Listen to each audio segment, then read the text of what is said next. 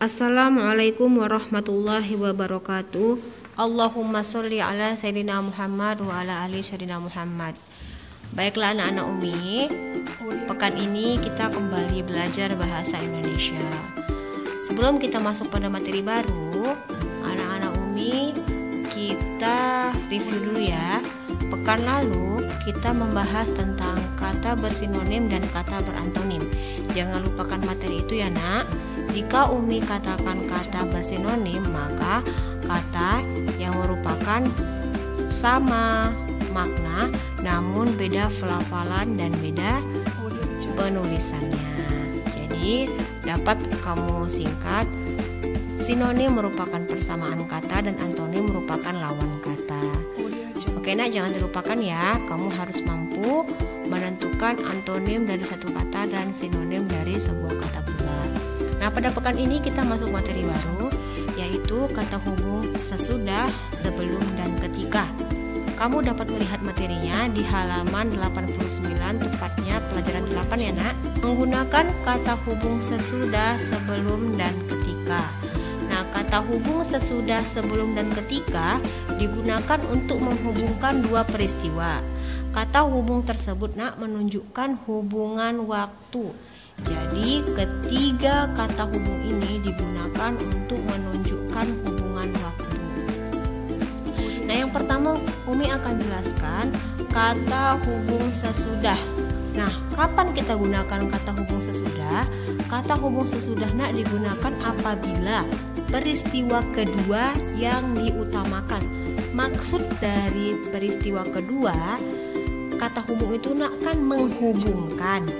Jadi ketika kamu gunakan kata hubung sesudah, maka peristiwa kedua itu nak lebih diutamakan. Kita masuk pada contoh. Di sini Umi buat kalimatnya. Peristiwa pertama, saya menyiram tanaman. Peristiwa kedua, saya pergi ke sekolah. Nah, kamu gunakan kata hubung sesudah, maka peristiwa kedua yang berbunyi saya pergi ke sekolah lebih diutamakan. Kita masukkan kata hubungnya menjadi kalimat seperti ini. Saya pergi ke sekolah, itu peristiwa pertama. Sesudah kata hubungnya, lalu peristiwa kedua menyiram tanaman. Nah, kamu juga bisa menggunakan kata hubungnya di awal.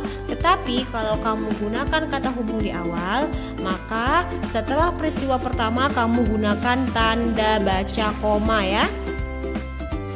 Seperti contoh ini, sesudah merupakan kata hubung, menyiram tanaman merupakan peristiwa pertama, lalu kamu gunakan tanda baca koma. Lalu dilanjuti dengan peristiwa kedua, saya pergi ke sekolah. Itu perbedaan penulisannya ya nak. Nah, yang kedua, kata hubung sebelum. Kapan kita gunakan kata hubung sebelum? Kata hubung sebelum nak kita gunakan apabila peristiwa pertama yang diutamakan. Kebalikan dari sesudah. Contoh, saya menyiram tanaman, ini merupakan peristiwa pertama. Lalu peristiwa keduanya, saya pergi ke sekolah. Maka kamu dapat menghubungkan dua kalimat ini atau dua peristiwa ini dengan menggunakan kata hubung sebelum menjadi saya menyiram tanaman sebelum pergi ke sekolah. Nah, yang diutamakan adalah peristiwa pertama, yaitu saya menyiram tanaman. Kamu juga dapat menggunakan kata hubungnya di awal, sama seperti tadi.